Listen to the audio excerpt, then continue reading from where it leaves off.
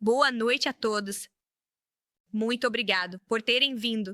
Este é o nosso segundo briefing oficial para influenciadores aqui na Casa Branca, no belo auditório Sophie Court.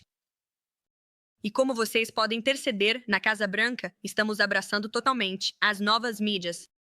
A confiança na mídia de massa caiu para níveis recordes.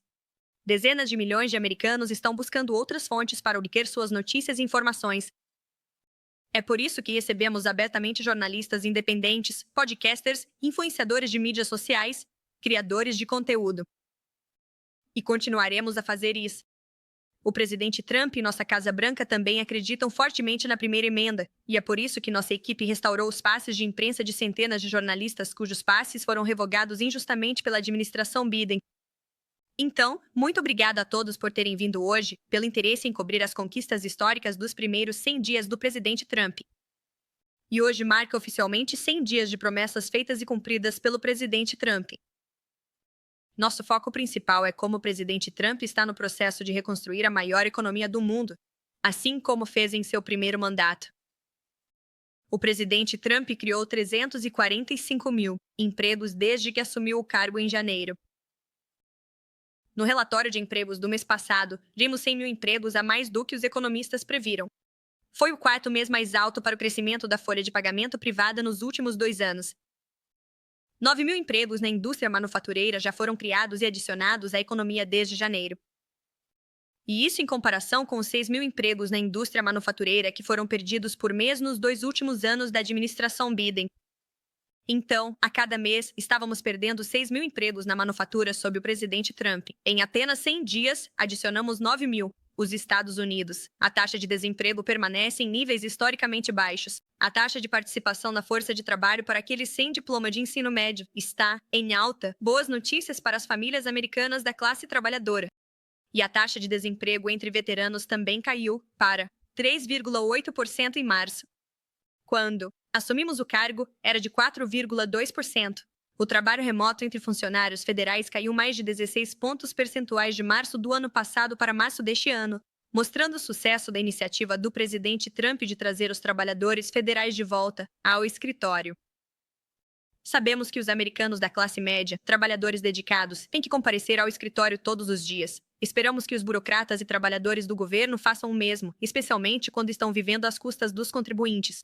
Se você quer trabalhar em nome do contribuinte americano, deve comparecer ao trabalho pessoalmente. Graças ao presidente Trump, os americanos estão vendo o primeiro alívio nos preços em anos. O último relatório de inflação mostrou a primeira queda nos preços ao consumidor em anos, uma diminuição nos preços de energia e crescimento real do salário médio por hora. O presidente Trump está cumprindo suas promessas de reduzir os custos para as famílias e empresas americanas. Os preços dos medicamentos prescritos estão baixos. A queda nos preços dos medicamentos prescritos no mês passado foi a maior já registrada. E graças ao presidente Trump por acabar com a guerra imprudente de Joe Biden contra a energia americana, os preços da gasolina e da energia também estão em queda. O custo dos ovos no atacado diminuiu mais de 50%. O presidente Trump herdou uma bagunça completa da administração Biden, que estragou totalmente sua resposta à gripe aviária. Eles estavam matando galinhas. Eles estavam matando nosso suprimento de frango neste país, o que levou a um aumento nos preços dos ovos. E o presidente e o secretário Ravlins fizeram um trabalho incrível atacando isso no primeiro dia. Na frente da desregulamentação, o presidente Trump está lançando a maior campanha de desregulamentação da história americana. Ele bloqueou todas as regras não finalizadas da era Biden, o que nos economizou mais de 180 bilhões de dólares. Ele lançou um esforço ousado em multiagências para reverter as regulamentações federais existentes que aumentam o custo de vida das famílias trabalhadoras. Isso resultou em mais de 755 bilhões de dólares em economias totais também. E como todos vocês sabem, investimentos de empresas de todo o mundo continuam a fluir para este país. Toda manhã acordamos com uma nova manchete de uma nova empresa, de um país diferente anunciando grandes investimentos em nosso país. O que isso significa para as pessoas em suas comunidades em todo o país? Isso significa empregos. Significa americanos indo trabalhar. Significa americanos sustentando suas famílias, seus filhos, vivendo o sonho americano. É isso que esses investimentos farão. É verdadeiramente a era de ouro da América. E é por isso que o presidente está trabalhando tão arduamente para conseguir bons acordos comerciais ao redor do mundo. Ele sabe que a América é o melhor lugar no mundo para fazer negócios. Ele está usando nossa influência para negociar bons acordos com países ao redor do mundo, para trazer empregos de manufatura para cá, revitalizar nossa classe média e nossa indústria de manufatura, e também proteger nossa segurança nacional. Eu não acho que qualquer americano concorde. É bom que a China atualmente forneça e produza nossos chips, nossos produtos farmacêuticos e nossas indústrias críticas. Queremos que essas coisas sejam construídas nos Estados Unidos da América, e o presidente Trump é o primeiro presidente nos tempos modernos a realmente fazer algo a respeito disso. Então, dito isso, hoje são 100 dias. Houve tantas conquistas, não apenas na frente econômica, e o presidente continua a trabalhar muito duro em cortes de impostos, também. E na negociação desses acordos comerciais. Mas olhe para o sucesso na fronteira sul, sobre o qual falamos muito ontem com nossas fronteiras. Estão Tom Homan, secretário, Kristi Noem e Stephen Miller aqui na Casa Branca, todos eles fazendo um trabalho tremendo. E criaram, sob a direção do presidente, a fronteira mais segura da história americana. Temos uma campanha de deportação em massa de imigrantes ilegais em andamento. Estamos removendo criminosos hediondos de suas comunidades em todo o país todos os dias. Estamos tornando a América segura novamente. E se você olhar para o exterior, no palco mundial, o presidente está realmente usando sua abordagem de política externa de paz através da força mais uma vez. O resto do mundo sabe que a América está de volta. Eu sei que Joe Biden costumava dizer isso, mas estamos roubando dele porque agora é verdade, com o presidente Trump no Salão Oval. O mundo é um lugar mais seguro e continuará a ser. Então, obrigado por virem ao briefing de influenciadores. Estou ansioso para responder às suas perguntas. E Débora, por que você não começa? Dia 3. Nos primeiros 100 dias, a maioria das políticas que vimos da administração Trump foram direcionadas a assuntos estrangeiros, como trazer os recém-americanos para casa ou tentar acabar com a guerra entre a Ucrânia e a Rússia, ou em objetivos de longo prazo, como cortar gastos do governo com DOGE. Quais políticas podemos esperar ver implementadas nos próximos meses que os americanos sentiram diretamente os efeitos? Para garantir as eleições de meio de mandato de 2026 para o Partido Republicano e manter sua aprovação historicamente alta?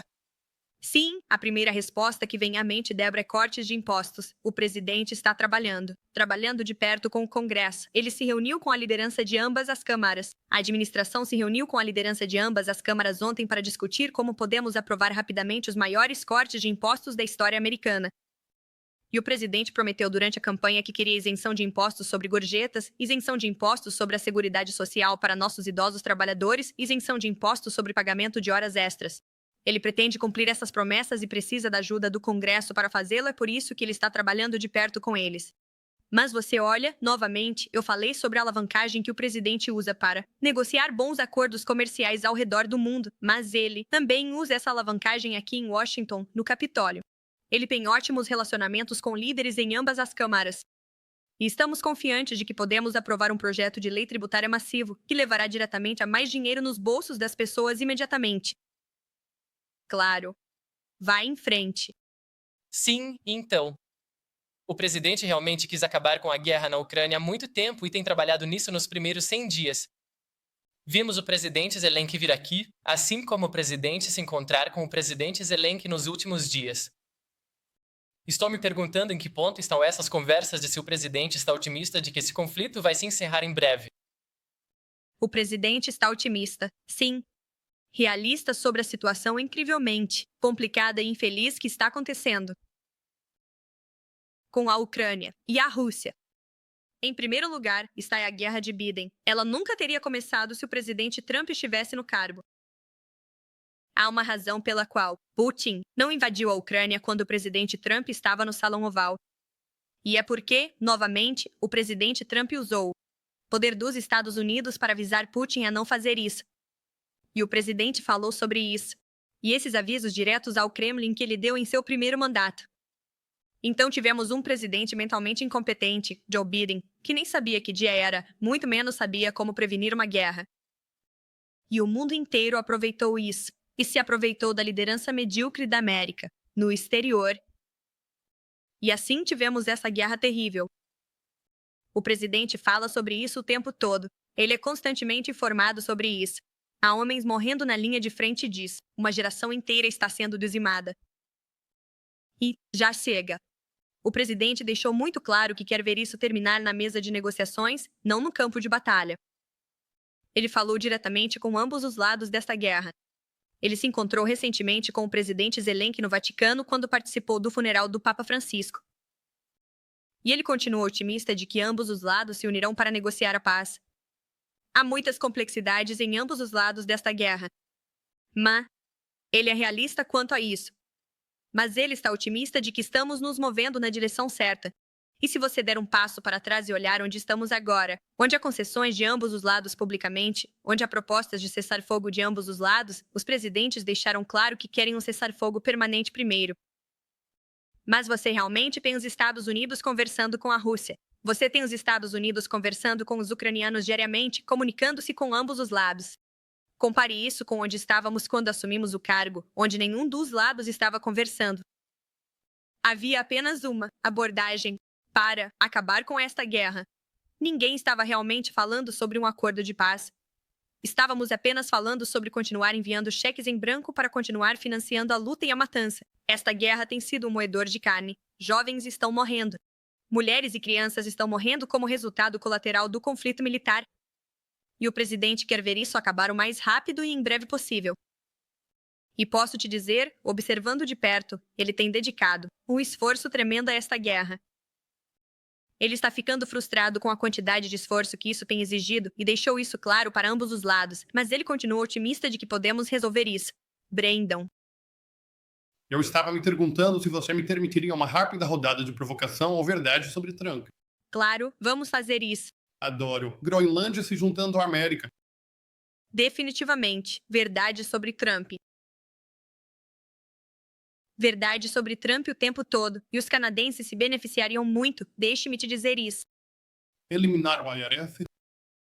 Acho que esse é um objetivo otimista. E o presidente, então eu diria que estamos do lado da verdade aí, com certeza. E o presidente, novamente, quer ver cortes de impostos. E ele quer ver essa enorme receita que podemos obter com tarifas também, o que criará o serviço de receita externa. Então esse é um objetivo definitivo, com certeza. Mais importante, Trump 2028.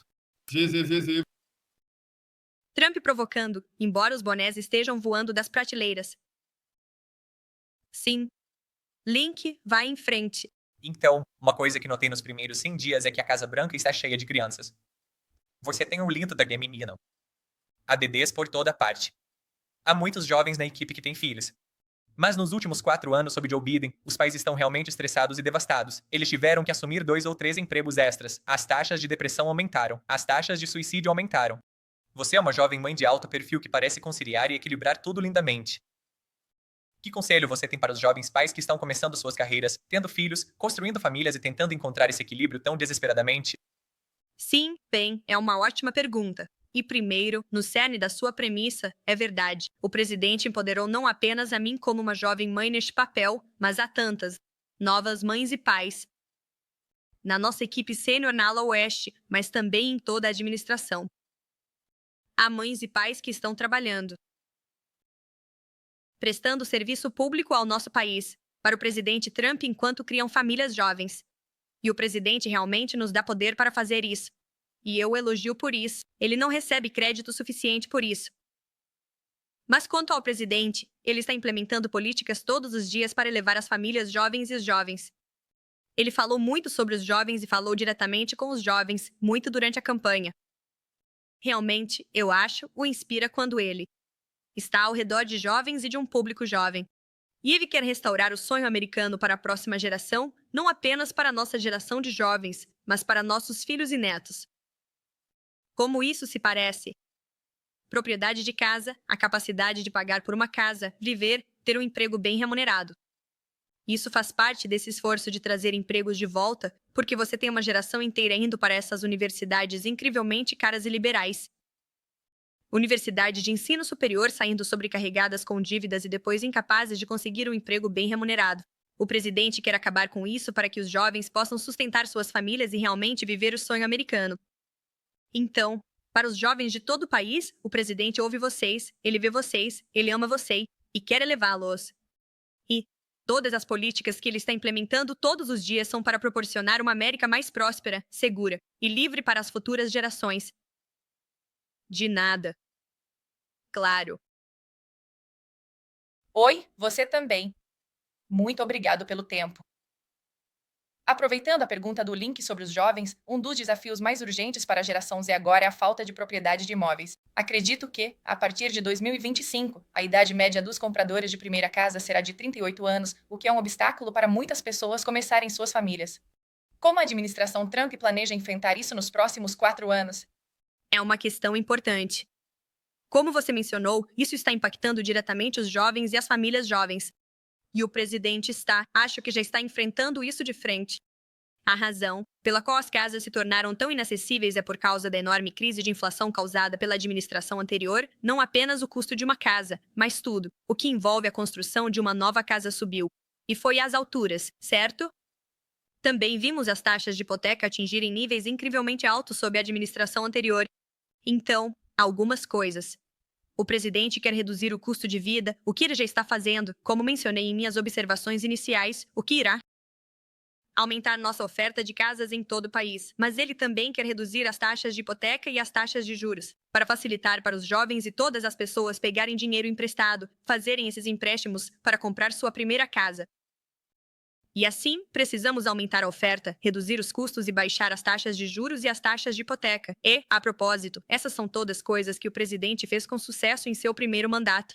Quando ele deixou o cargo, a inflação estava em um nível recorde baixo, 1,4%. As taxas de juros e as taxas de hipoteca também atingiram níveis recordes baixos em seu primeiro mandato. Portanto, esta é uma fórmula econômica comprovada que funciona. Leva tempo para chegar lá. Estamos no processo da Era Dourada. O presidente e a administração estão cortando regulamentações todos os dias, reduzindo a burocracia, reduzindo custos. E precisamos, novamente, que o Congresso aprove esses cortes de impostos para colocar mais dinheiro de volta nos bolsos das pessoas, para que elas também tenham maior poder de compra. De nada, claro. Patrícia Nuco por Mulheres Independente. E Val. Ótimo. Adoramos trabalhar com a administração para realmente promover políticas que funcionam para as famílias e para as pequenas empresas neste país. A próxima semana é a Semana das Pequenas Empresas e sei que a SDA estará defendendo todas as pequenas empresas, os milhões, neste país, quase metade das quais são de propriedade de mulheres. Mas eu adoraria saber o que o presidente pensa sobre isso. Contratantes independentes, que não são funcionários típicos de W2, não são trabalhadores de 9 a 5, mas que têm seu próprio negócio.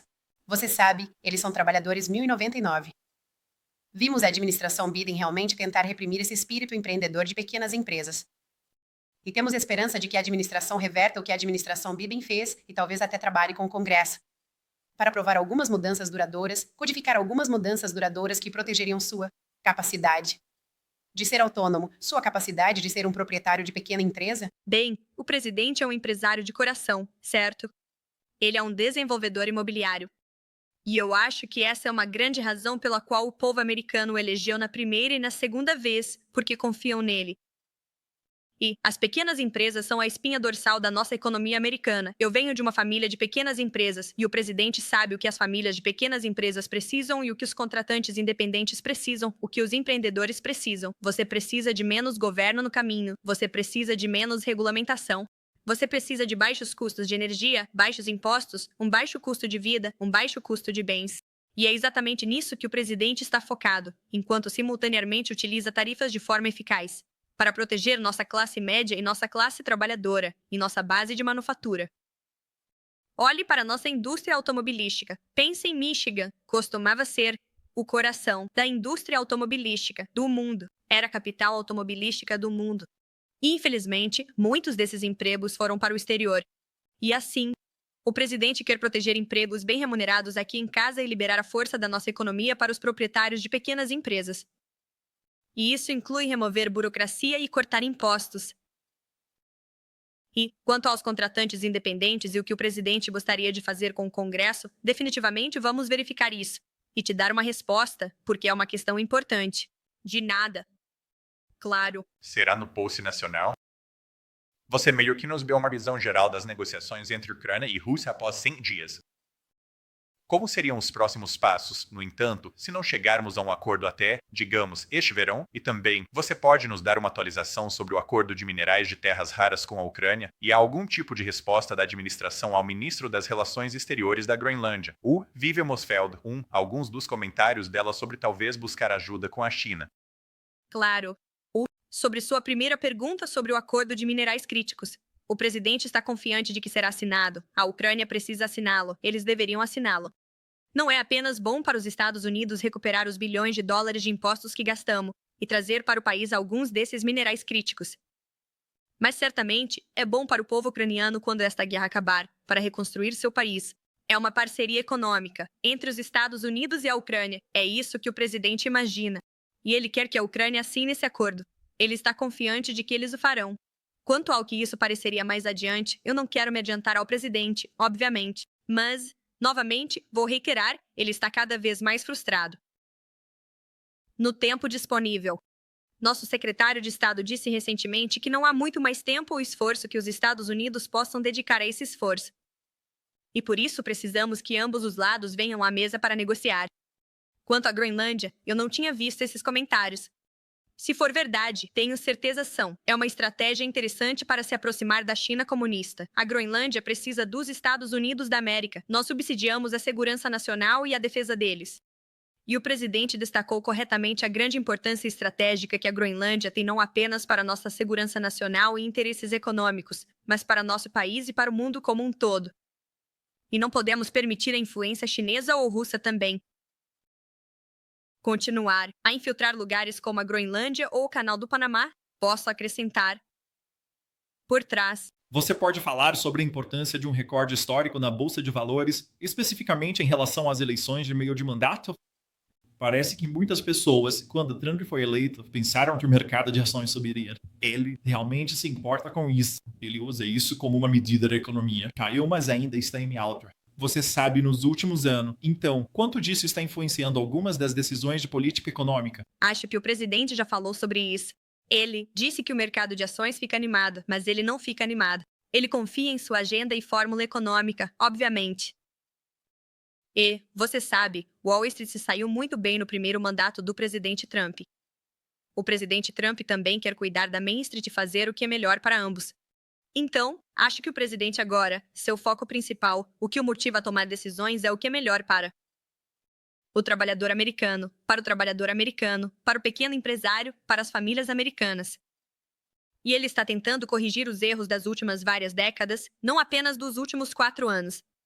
Com o pesadelo econômico e de inflação causado pela administração Biden, mas também das práticas comerciais injustas que têm prejudicado nosso país por muito tempo. Então, veja, o mercado de ações sobe, desce, mas o presidente Trump tem um objetivo, ele tem uma visão, e ele continua muito comprometido com isso.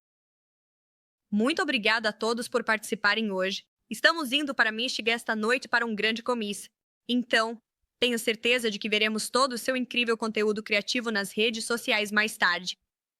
Vai ser um ótimo discurso e talvez você veja uma dança do Trump também. Então, muito obrigado por virem hoje. É um prazer tê-los aqui. Obrigado.